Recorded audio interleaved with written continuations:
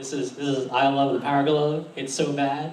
This panel is not entirely about the Power Glove, but we're going to start with the Power Glove, and then we're going to talk about other things that suck too. So, my name is Aaron, and I'm not famous, but I spent a lot of time in Evangelion fandom, so. In retrospect, Lucas Barton's iconic line in 1989's The Wizard can be viewed as a skillfully disguised, though painfully self-aware assessment of the officially licensed Nintendo product. The Power Glove is one of numerous video game accessories that never should have seen actual production. Consider this panel an absurd compendium for those who like to gawk, as well as necessary catharsis for those who were unfortunate enough to own some of these awful video game contraptions. So right off the bat, this is The Wizard. Who has not, have any of you not seen this movie? I've heard of it. You've heard of this movie? You should see this movie. It's basically an advertisement for Super Mario Bros. 3. It is. That's what it was. It's a road movie involving Fred Savage and his character, his younger brother, who are traveling across the country, and they eventually go to a video game competition. But it's this very shallow movie with video game product placements. But when you actually pay attention to what's going on in the movie, it's there's some really heavy shit in this movie. This kid, he's autistic, and he wants to go to California where the competition is, not because it's a video game competition, but because he wants to go to the place where his family was all together as one again before his twin sister died. That's spoilers, but that's basically what he wants to do. He wants to go to California because he wants to lay his dead twin sister to rest. And this is a kid's movie. But in that movie, they go to a competition that is basically a lot like the Nintendo World Championships, which actually happened the next year. And it is well known for being the holy grail of video game collecting because of these competition cartridges, and also this is the actual competition cartridge, and then that's the one that was given away by Nintendo Power. But it was also the first time that most people got to see Super Mario Bros. 3, in North America. And it also had a very prominent product placement for the Power Glove. This kid is one of the two bad guys in the movie. There's an adult bad guy, and then there's a kid bad guy. There's the adult that's trying to take the kid back to his parents because they're on this road trip that they shouldn't be on. And then there's this kid they run into along the way who's a complete dick, and he's got a Power Glove. He's good, but he never beat Lucas. Lucas? Nobody's better than Lucas. Lucas is awesome. Oh. Hold on a second. Actually, I didn't set up my thing right.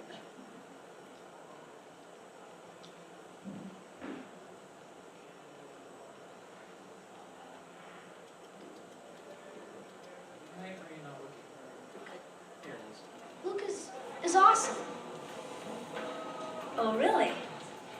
And where might we find this Lucas?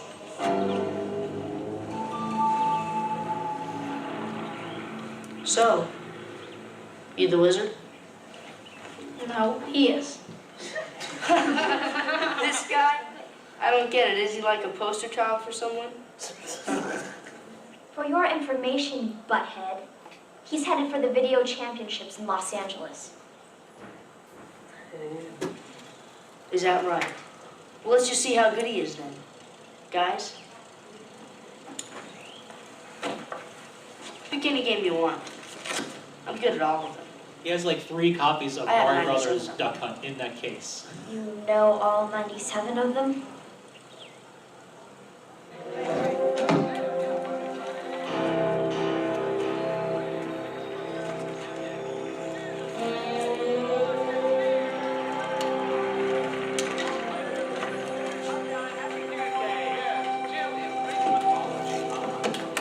What is that? I don't know.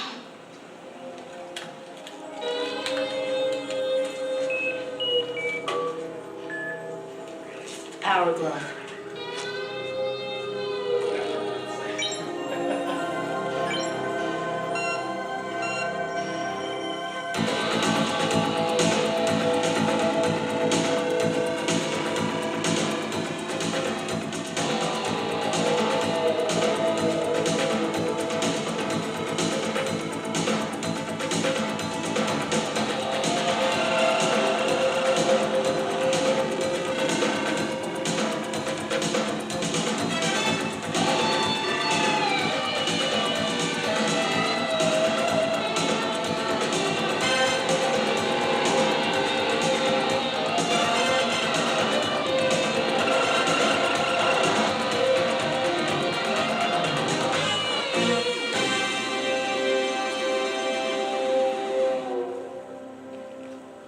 Jeez.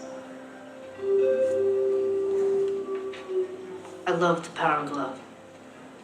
It's so bad. Yeah, well, just keep your power gloves off her, pal, huh? So I'd like to point out, if you've never played Rad Racer before, that sound effect where it's like do do do do do do do do do, that's what happens when you lose. So it's not very accurate in this game. But yeah, fun fact, that this guy's a pedophile and he's on like house arrest. He like completely messed up his life. The actor or? The actor. Oh. Yeah. He's like, he got probably criminal court records and everything. Yeah. A sad state of being a child actor. But, so the film prominently featured Power Glove in this sequence, and it's like this is his like secret weapon that he's got, right? But it was really nothing like that. It was not a very good input method at all. But, get my notes real quick. So this guy, this is Tom Zimmerman. He invented a thing called the Data Glove in 1982. And basically what it was this sort of like optical, like it would measure finger bending using like optical tubes. So like as you would constrict your, bend your fingers, the amount of light that would go through the sensors would be reduced. And that would be able to like, analog determine how, your hands in this glove would be bending. And they basically they were researching these things for like NASA for like applications. So like, this is like the really early days, but one of the things that they were thinking about this for was because he wanted to be able to like play like air guitar with like these, gloves. And this guy's Jaron Lanier, the two of them got together and formed a company called VPL Research Incorporated. And what they wanted to do was they wanted to like try and do cool stuff and do like NASA applications. But in the end, everybody really wanted to know like, hey, can you play video games with it? So this guy is William Novak, and he was in charge of software. And this is Tracy Hall, and he was responsible for the hardware. And they basically sold the concept for the glove to Mattel, who was extremely hesitant to get back into video games because if you recall, they put out the Intellivision, and they were like involved in the video game crash of '82. So, but the story goes that they put together the prototype, and they like literally got the prototype working like the day before the meeting with like the executives at Mattel, and they went in there, and they didn't have an actual game that was designed to work with it. So they just put Mike Tyson's Punch-Out in, and like the guy like demonstrated like fighting Glass Joe, and he like successfully beat Glass Joe in like the first round or whatever, and then the female executive says like, oh, I want to try that. And they were like, oh no, like we can do this, but I don't think that she's going to be able to. So she was like, swinging around all awkwardly, like not doing like the thing that you're supposed to do. And she, by some fluke, actually managed to knock Glass Joe out in a single punch. And she like took it off, she threw it on the table and said, we're doing this fucking product. So, Yeah. But it presented some interesting design challenges because the original glove used optical tubes to measure the finger bending, and it used magnetic positioning. Jaron Lanier helped figure out the whole 3D spatial stuff with magnetic hand positioning. But those things are like making one of those gloves was like $10,000, and this thing needed to sell for $89. So what they ended up doing was, for the fingers, they used carbon paper, which is or whatever, just like carbon capacitance paper, like you would find inside of like a Nintendo controller that basically does the on-off of when you press a button, and then there would be I think there was 2 on each finger, so you basically had 2 bits of input on each finger.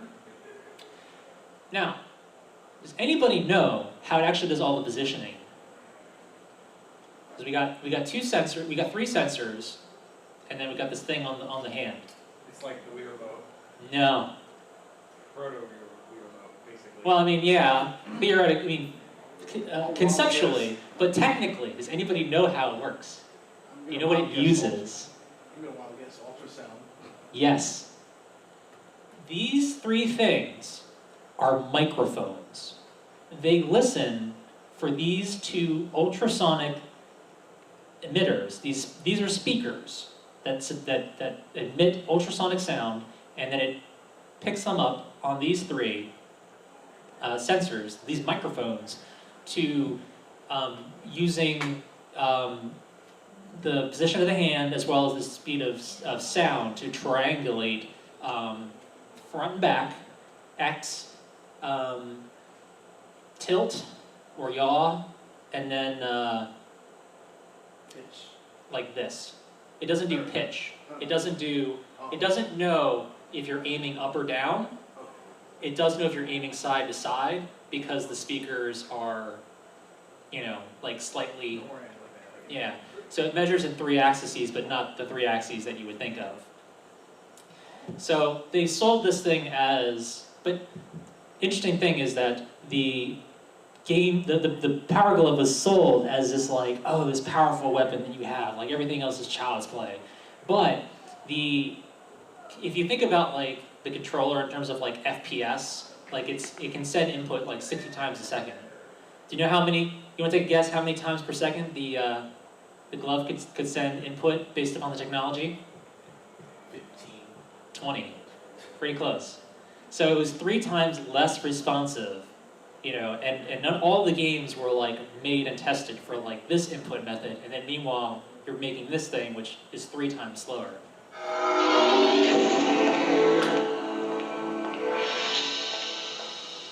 The Power Glove for your NES. Now you and the games are one.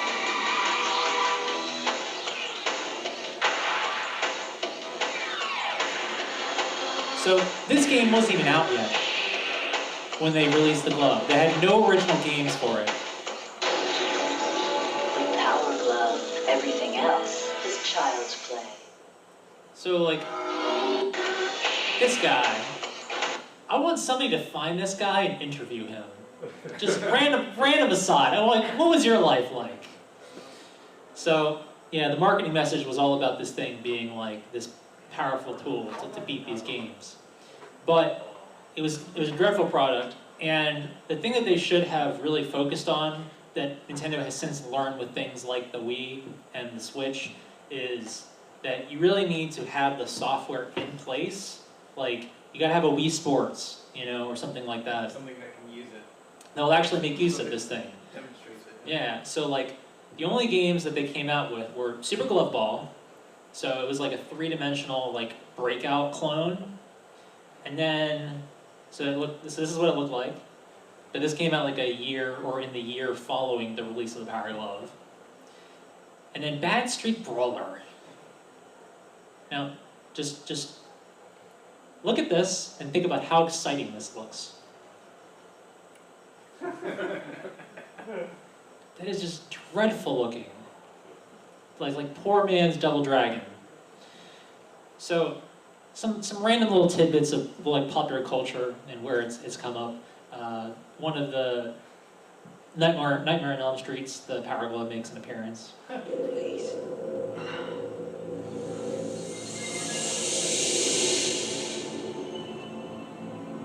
I told you I knew an easier way. Concentration, meditation, that's what Doc always says.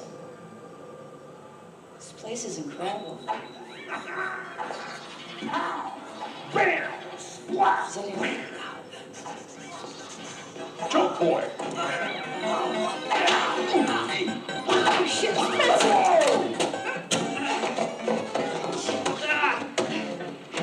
Come on, John. Get out of here now! Hey! You forgot the power glove! Ow! Boy! Wait!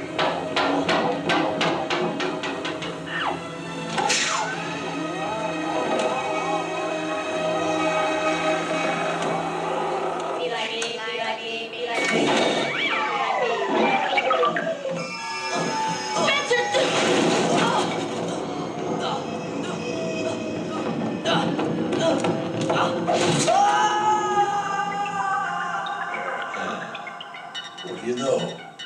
The people I score. Oh, it's so corny.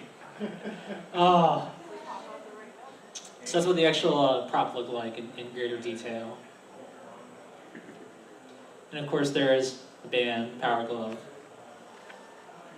And Fan Gamer relieved the Power Mint. And there's a pretty good documentary. I actually got a copy for review from the makers. Power Glove. It's a little bit over an hour long, and it's pretty good. Well, this is the latest thing in computer games. No keyboards, no joysticks, just this glove.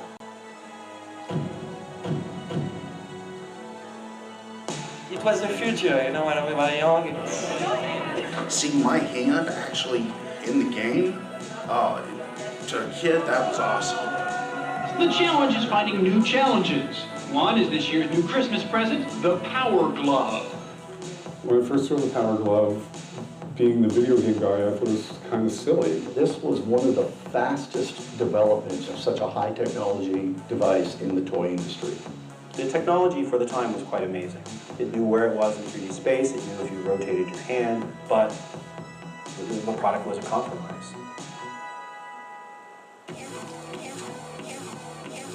Wow, I really had a lot of Power Gloves. The Power Glove repurposed me. So this guy's in the film because he wears his Power Glove all the time, people no matter what. Who covet these things and hack them and create, musical instruments. It's so goofy looking, nerdy looking, and at the same time so awesome and cool. I am the artist behind Beat It, which is the Michael Jackson Power Glove. The Power Glove has been such an inspiration to me. Long live the Power Glove.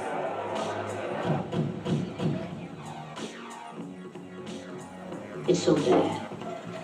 So it's my understanding that this film was literally just finished 3 or 4 days ago, or just released to backers for exclusive advanced screening, and it's pretty good. It's about it's an hour and 5 minutes, and they literally talk to every single person that worked on the project, software, hardware, design, project management, literally every person that was involved in this thing was interviewed for this film, including the guy whose job was to play all 600 existing NES games, and then write profiles for how you'd play the game with the glove.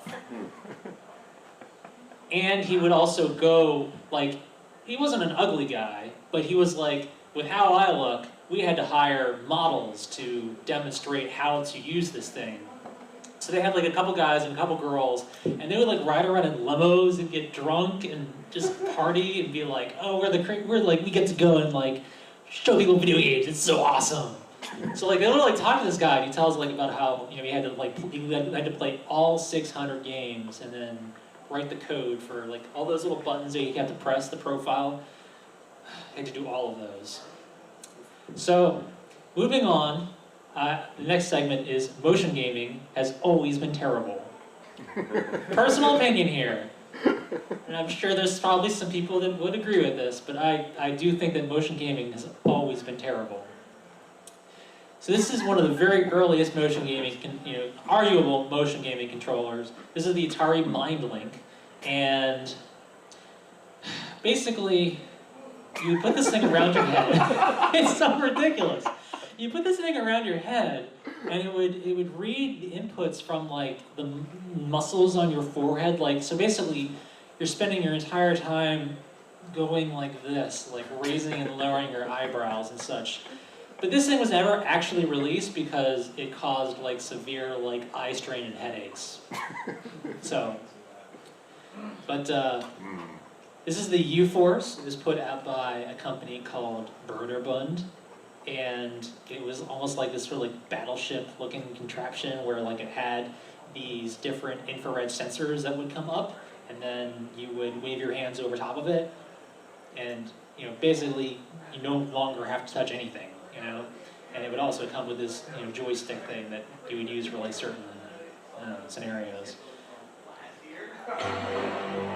But just pay attention to the editing of this commercial. U-Force.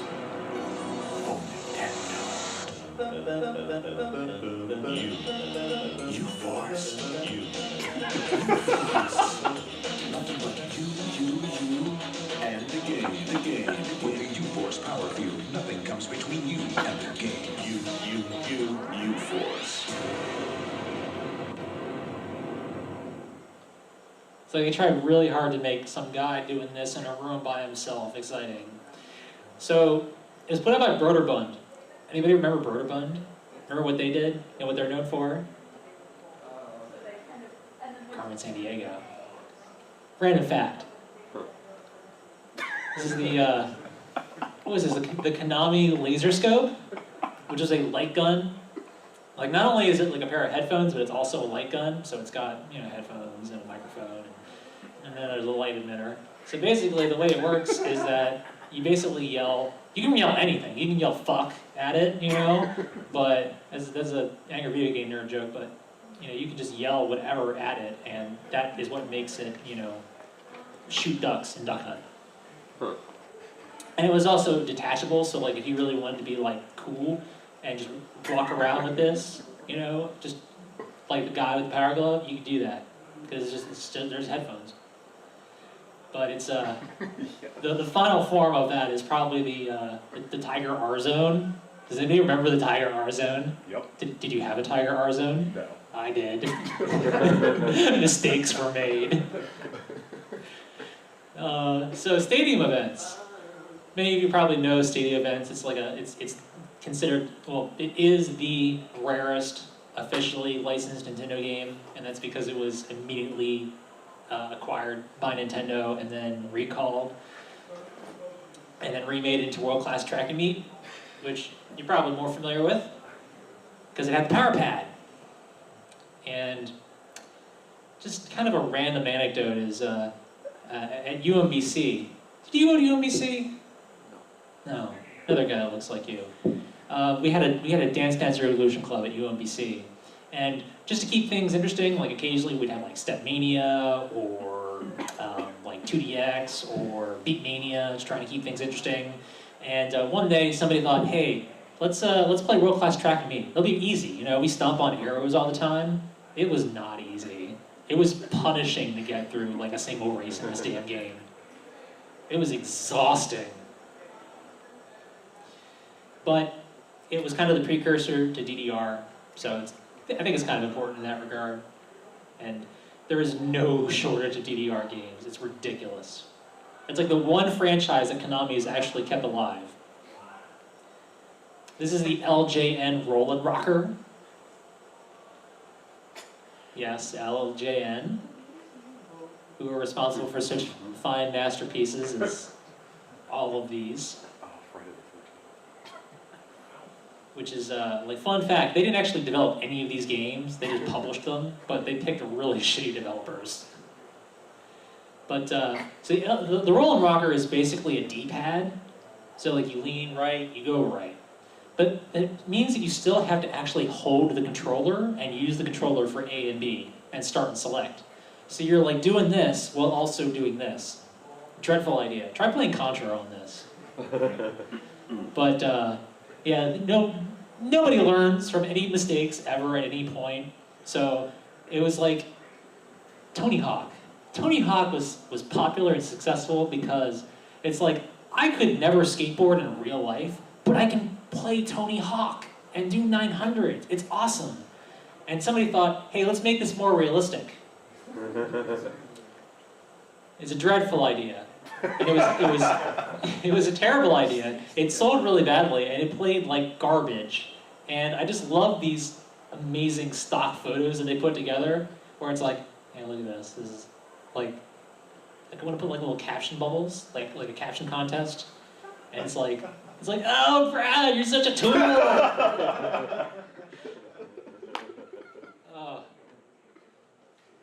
And there was no shortage of various useless plastic for all these different, like, it's like, look at this, it's a paddle. It's a paddle. Like, this kind of makes sense to me. Like, intellectually, I'm like, you don't need that. You're not actually going to hit any real balls with that. But like, did you really need a paddle attachment for your crafting game? What is? Or a frisbee-looking thing? But the worst, I think, by far, is the bowling ball. You like take it apart,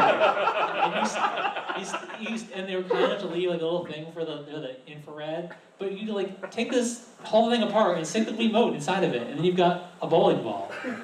Like, somebody got paid for this. Like somebody had a job where their job was to come up with shit like this and then sell it, and they made money. Like, this was somebody's job. And then this is the play-on game boat. This is not a official product by any means, but it was meant for one specific game, Connect Adventures or something like that. Like, the game has a mini game, so it's not even the entire game. It's one specific game with one specific mini game where you're in this raft, and like it doesn't do anything. It's just a raft. You like inflate it, and you stand in it to make it more immersive. But look how small this is, an adult human being, and look how like this raft is not big enough for 2 adults, let alone 2 children, or 2 children, let alone 2 adults. So, to kind of conclude this, we've all seen YouTube videos, YouTube fail compilation videos of people breaking their TVs, knocking their TVs over, shattering their screens, hitting each other in the faces. This is never a good idea. It has always been terrible. And that's my story, and I'm sticking to it. Controllers. So, Sega Saturn Model 1 controller. Not a good controller. This thing, super uncomfortable. And these triggers, can you tell that those are triggers? You can tell those are buttons. It doesn't look like it, but they are. And they had to this is the original Japanese controller. It's a really good controller, really nice. Really good for like 2D shooters. Like, there's a PS3 USB controller for those sorts of things that you can get. It's awesome. But they had to redesign it to make it look like that. For no reason whatsoever. So, everybody always hates me for this, but I want to point out that this is a terrible controller. And I do not have the nostalgia clouding my judgment. Like, have you ever tried to play a fighting game with this controller? It's impossible. So, like, some games it was okay for, but just, I mean, it's like, how are you supposed to, like, I want to play with a D-pad, and I'm like, just, what is this? How is this supposed to work? And it's no surprise, this is an unofficial, this is a third-party controller by, there's a company called Hori, and they make some pretty good third-party accessories, and they made this slightly smaller pad that's almost kind of like a Wavebird in its form factor, and it has, like a GameCube style thumbstick, as opposed to like the the one that kind of like sticks up like a little tower or whatever. I don't know how to describe that, but these things like run like $80 or $90 now because like they were like $20 controllers originally, and like now they're like $90 some. They're getting quite expensive because like the word's out and everybody's like, this is a vastly superior controller to this weirdness. And you can see that it's like got a slightly smaller form factor. But there's a new controller that has, it's a Kickstarter project, and it looks kind of interesting. I don't know how it like plays or feels, but it's kind of a similar idea to this, called the Retro Fighters. It's like got 2 days left to back it. So like if you're like a really big like Nintendo 64 fan and you've never really liked the original visual controller, and then like all the third-party aftermarket ones are not really good because Mad Cats. This is something to potentially look into. So, Shaq Fu.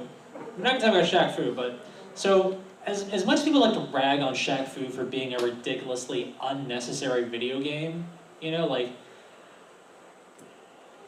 they also made Wu-Tang Shaolin Style, which is a Wu-Tang fighting game, and it's included here because of the controller that it came with.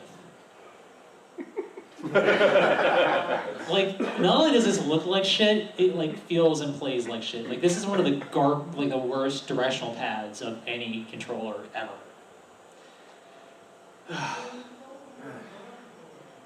The original Xbox controller.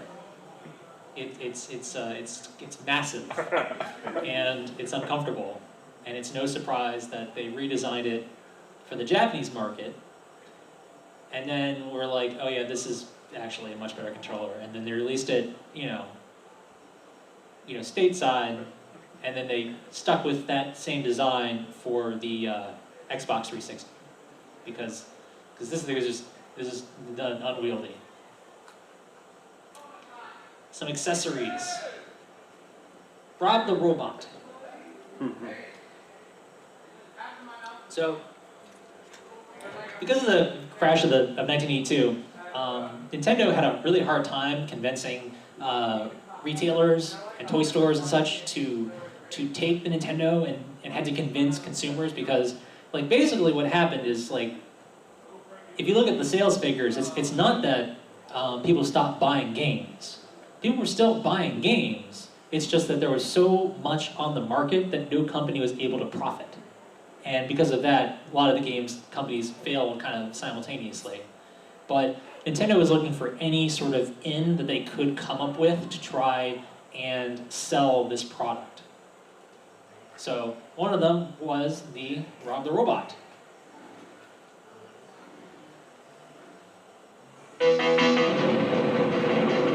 When you get hold of the Nintendo Entertainment System, when you master Rob the video robot, and meet the challenge of Gyrobytes, when you shoot the light-sensing zapper, when you play the system with so many arcade bits, you're playing with power. The Nintendo Entertainment System Deluxe set, batteries not included, Super Mario Brothers, and other games sold separately. So they were looking for any way to like differentiate themselves from being like, we're not video games, we're not a video game company, we're a toy company. Our cartridges don't go top down, they go in and then like a VCR. We have a toy that comes with this thing. They're not game cartridges, they're game packs. But it was included here because not only did it not really work very well, but just like the Power Glove, it only had 2 games. 2 games. And unlike the Power Glove, you could, if you really wanted to, you could play Contra with Power Glove. You could try to play Contra with Power Glove. Technically you could play with any of the games that you already had. But you actually had to have games made for Rob the Robot. And there was only 2, Gyromite and Stack Up. And that's it. Right there, that's a fail in my book. If you spend a whole bunch of money on something and you can only play 2 games with it, no. But Rob the Robot is kind of lived on in like popular culture, lexicon. There's this robot in Star Tropics, which is a phenomenal game that not enough people played. So shameless plug. Who likes Zelda? Who likes Zelda? You guys should play this game. This game is like Zelda, but with like jumping. And that's the best way I can describe it. It's like a top-down dungeon explorer where you find power-ups and hearts and items and all that kind of stuff, and plays just like Zelda, except there's jumping involved. And of course, Rob was in, Brawl? And I guess we're just calling it Smash Bros. Or we're calling it Smash 4? Smash 4. Smash 4. Is Rob the Robot in Smash 4? He is, right? Yeah. So, and there's an amiibo for him, and Rob has, like, any video game show ever has used Rob as a stock character at some point. So, this thing is called the Nintendo Power Clip. This is an unofficial, unlicensed product that was designed. I'm just going to read this for you. The Power Clip controller accessory promises relief from numb thumb or Nintendonitis. The complaints, I know, never heard of this. The complaints of blisters, soreness, and even bleeding caused by excessive gameplay. The Power Clip's developers, Progressive Products, also suggest their little play enhancer will help prevent carpal tunnel syndrome or tendonitis. Blisters, soreness, and even bleeding. I mean, I don't even think. And the thing is, I don't even know how this thing actually works. So you got these two little levers that kind of like press down on the buttons, and there's these little gears on the underneath. So like, I'm not sure if like you're supposed to like turn these things with your thumbs or roll it on a surface to like press the buttons, but apparently this like, it doesn't actually depress the buttons deep enough to actually trigger them, or at least not reliably. So, as you can guess, it's a piece of garbage. So, this is not a terrible, like it works, which is why it is terrible, but this is a lock to prevent you from putting cartridges into your Nintendo for like when you're grounded. It has, a combination. So, yeah, because like some parents aren't smart enough. Like my mom, like in high school, she grounded me and took she just unplugged like the AV cable or the power cable from the PlayStation, and I'm like, I have like 2 more of those. So she doesn't know. Don't tell her. I kept playing Klonoa. This is the NES Speedboard. This is a lap tray that you place down because the muscles in your thumbs are not as quick or not as strong or as responsive as like the muscles in your fingertips. So like some like fighting game players, like they don't play with their thumbs, they have to play with like their their NES fingers to like get their button presses in more quickly or whatever. And like some Tetris players, like they get really, really serious about it and they only play on a keyboard because they can get like, like much faster, like their movements. But as ridiculous of an idea as this is to have like this completely needless thing that you put your controller into and then put on your lap, it's not even the first one of these. This is the Atari Stick Station. This is a wood block. This is a piece of wood that you put your Atari controller into and then put down on a table or on your lap. But it's just a piece of wood. This is the Miracle Piano. I actually own one of these briefly. It does not work. Like it's a keyboard and it does work, but like the game is so incredibly,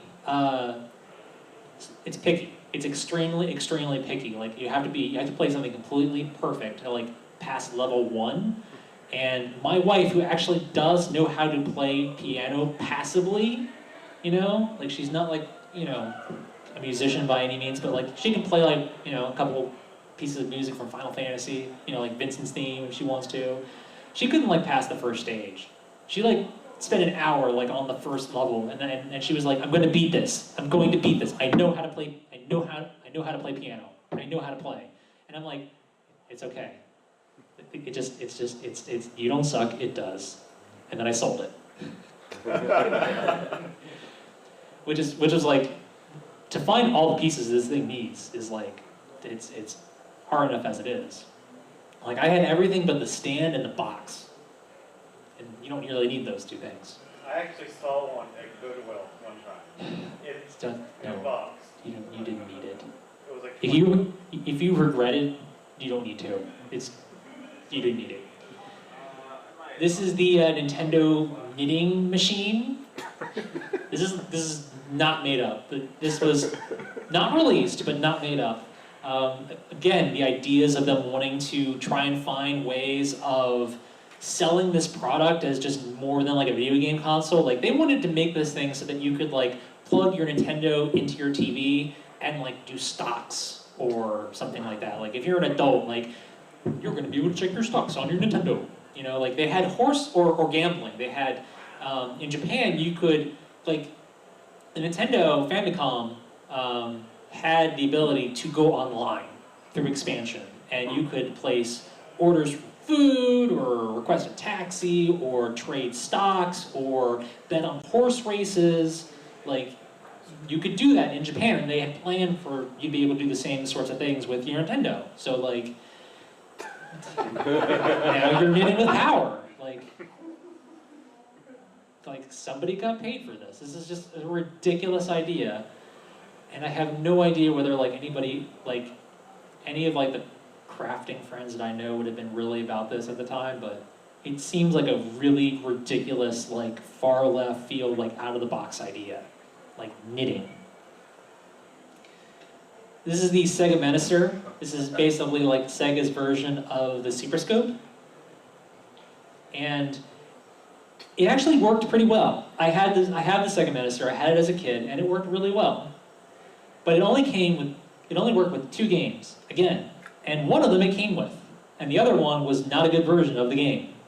Like, the Super Nintendo version and the arcade version are vastly better than the Genesis version of T2, the arcade game. But these are, like, this is it. Like, if you buy a Menacer and you don't have a Sega CD, if you just have a Genesis, this is it. There are a whole bunch of Sega CD games that are compatible with the Menacer, but there's also the Konami Justifier, which you probably would have gotten with something like Snatcher. So, like, and my understanding is the Justifier is a better light gun between the two. But the cool thing about the Menacer cartridge is it actually has like a game that's kind of like Toe Jam and Earl, like 1.5. It's called Ready, Aim, Tomatoes. It's actually pretty fun, and it's like, yeah, this game has right there down there. It has a Toe Jam and Earl game. So if like you're a huge Toe Jam and Earl fan, and you're like, you know, you might be all about that. But Sega Activator was another ridiculously terrible product that came out. I am Alan. And, you know, it was marketed as a fighting game controller, basically. And this is a video from CES, like 1993 or 1994, where they're demonstrating this in like the very earliest phase, where it was originally meant to be a music playing controller. And this guy is just completely out of his mind, by the way. I am Alan Hunter, the host for the next few minutes, and I don't know who's going to host it for the next few minutes after that. Do you? Maybe nobody. I'll cut right to the bone here, because I know that all of you folks are professional people, and you want to get around to it. You want to get those premium items in those plastic bags. The more you can get, the more you can take home to the kiddies and go, I don't know what the heck it is, but here it's yours. It's plastic stuff. So there you go. Interactivity is the go word for any kind of new technology, right?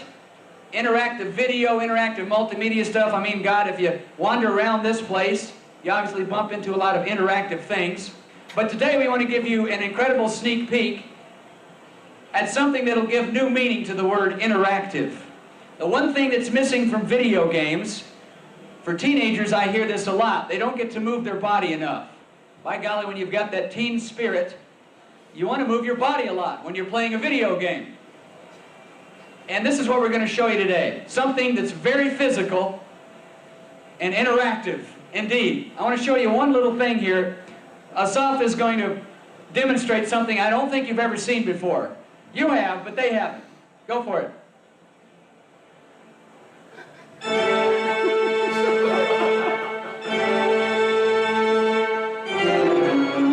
So this is how this is originally conceptualized, okay?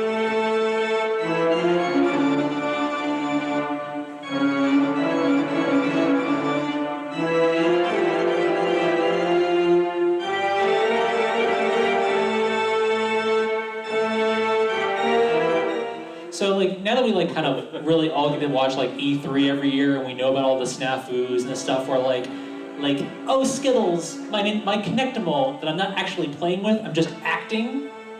Does anybody think he's actually playing this thing right now? I don't. No way. I don't believe this. Like I'm pretty sure that this is just a performance. Like I want to know if there's anybody that's so nerdy that they've actually taken this thing and analyze it by frame and by note to see like if it's complete bullshit or not. But the way this thing works is that there are 8 sensors and each one has a low sensor and a high sensor.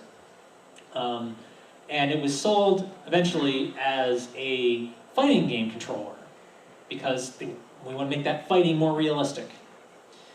So it has 8 sensors all around here. And here's how this works. Up, down, left, right, A, B, and C. And then both of these, either of these can be pressed for A, but if you press both of them, if you do both at the same time, it does start. So imagine like quarter circle punch with this thing. Just think about like what you'd have to do. Like you can't just wave and then do that. It's like you have to do like, you know, up left, left, down right, and then that. Like, no, it's impossible. It's like impossible to like actually play Street Fighter in anything remotely resembling actual skill. So, information about this is a little loose, but because there's like the low sensor and the high sensor, so there's like some amount of like, you know, how it would work because you could have, you know, one be, you know, kick, and then whether you were doing a high kick or a low kick would like translate to the game as opposed to just like B being low kick and then C being high kick. So they would actually, you know, choose, you know, like understand height. But these are the only 3 games that it was supposedly, you know, are supposedly compatible or programmed to be compatible with the game beyond just the that's B, that's A. This is the OR Interactor. This is basically a giant rumble pack. And by rumble pack, I mean giant speaker. While toy companies cut their teeth on dolls that wet themselves, we were busy defending the entire free world. But now, the real fun begins. Introducing the Interactor, the world's first interactive game fest that lets you feel the action. Have we done the right thing? There's the guy from Terminator 2 and Terminator 1. Our legacy. Yes, the impact on society would be irreversible. We've dedicated our lives to science, which means that we understand progress. Maybe this is just another step. Look at that guy. There he is. If we are going forward, who's going to test it? Yo, dudes, anybody got a video game? Is the world ready for the Interactor? The world's first interactive game fest that lets you feel the action. What have we done? So it's not a rumble pack, it's a speaker. So what you would do is you would unplug like the sound outputs from your game console and then plug them into it and then plug that back into your TV.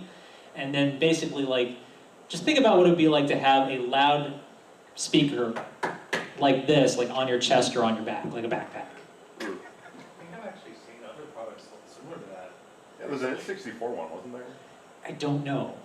I'll have to look it up and put it in here, but like apparently this thing like it actually gets painful to wear like, after a period of time.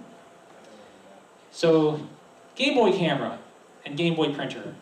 I'm just gonna go off on a limb and just say that it was just a silly fad that like didn't really like.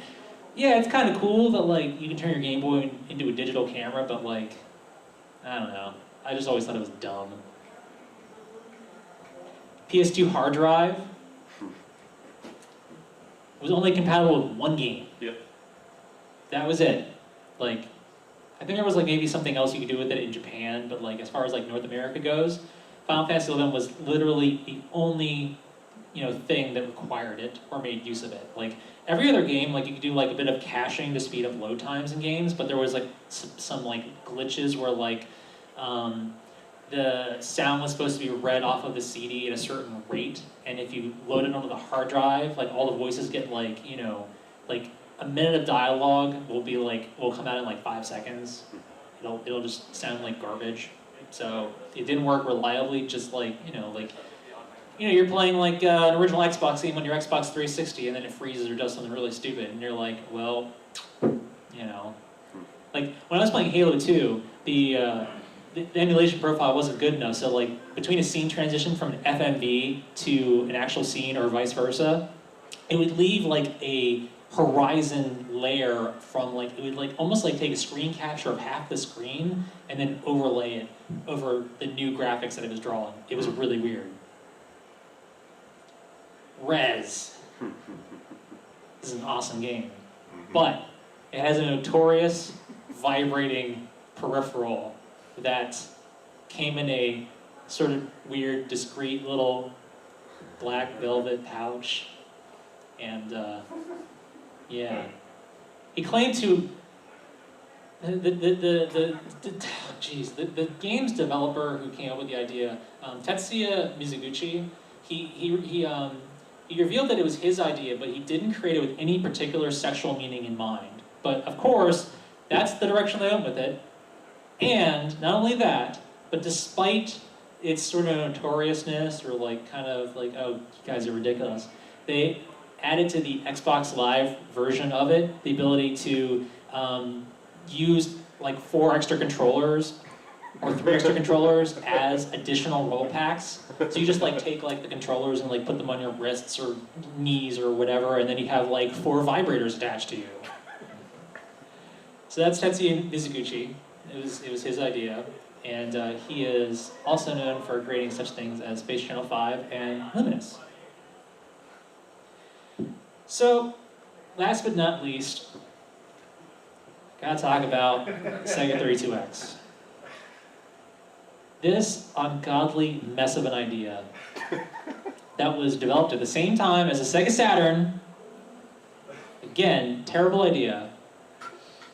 Needed to have like 2 different kinds of cables because of 2 different kinds of Sega Genesises, and you had to have a spacer plate for one of them, and like it was thought initially like they had to, they designed it for the main one, but they had to add like these extra pieces, so like, but in its final form you had this monstrosity, because they did have Sega CD 32X games or 32X games on CD. So we need to kind of like look a little bit further back. It's not like, it doesn't just start with the Genesis. This is the SG-1000. This is the first game console that Sega released in Japan. There's only like 8 games, I think, something like that. It was not a successful system by any means. And because of that, they came up with the SG-1000 Mark II, which had a slightly better processor, new controller, blah, blah, blah. Like, basically, it's another hardware revision to like try and push the envelope and get people interested. Didn't work. So there was the SG-1000 Mark III, and now it has a card slot and a cartridge slot, and that is what became the Master System. And the Master System did okay in Japan, did dreadfully in the United States. It did amazing in like Brazil and Europe, but overall it was not successful. So what they did is they basically gutted it, added more to it, repurposed it into the Genesis, just like Nintendo did with the Wii. The Wii is basically a souped-up GameCube. So, to the point where if you wanted to play Master System games on your Genesis, you could using this adapter. This adapter has no active circuitry. It doesn't require any Like it has a board inside of it. I don't know what it does, but it's basically just an adapter for the cartridge. It doesn't require any power, just lets you plug something into it, but it puts like the main new Genesis processor, like it uses the Master System processor for sound, if I recall correctly. Might not be sure about that, but you know, your Genesis is basically a Master System souped up. But then they added the Sega CD, you know, which included its own new processors. And then they redesigned the Genesis, so they had to make, you know, a new Sega CD as well to make this monstrosity. Which means that if you were to play a Sega 32X game on CD, you went through all of these hardware revisions just to get to this monstrosity, to play such amazingly well-remembered games as Corpse Killer and Fahrenheit. Does anybody know anything about these games? Has anybody actually played either of these games? Right, exactly. Like, all of this progress, all of this effort for this, in the end, basically, is kind of the way I look at it. But the 32X had a very incredibly juvenile advertising campaign. And so it is currently 1:45. Is anybody here to like present the next thing? Is there like a gap in time? Because I'm almost done. I think there's a gap, like a 15, 30-minute gap. 2 o'clock. 2 o'clock, cool. I got like a few more minutes of stuff. But the commercials were terrific. Machine has appeared in homes across America. And redouble his power. Searching 6 times more powerful than 3DO. Alright. 40 times more than Super NES. No, there is no 32-bit Super NES. Are we gonna see the games or what? Show them! Increase the power rating to 40 times. Thank you. It's like it literally descends. It literally mates with it on a pillowy pink velvet, you know, spread with soulful narration and music. It's not subtle at all. So that's all I've got. I hope you saw something that you remembered and like, oh God, that was terrible, and like got a little bit of catharsis from this. So this has been I Love the Power Glove. It's so bad. Thank you for coming and enjoy the rest of your weekend.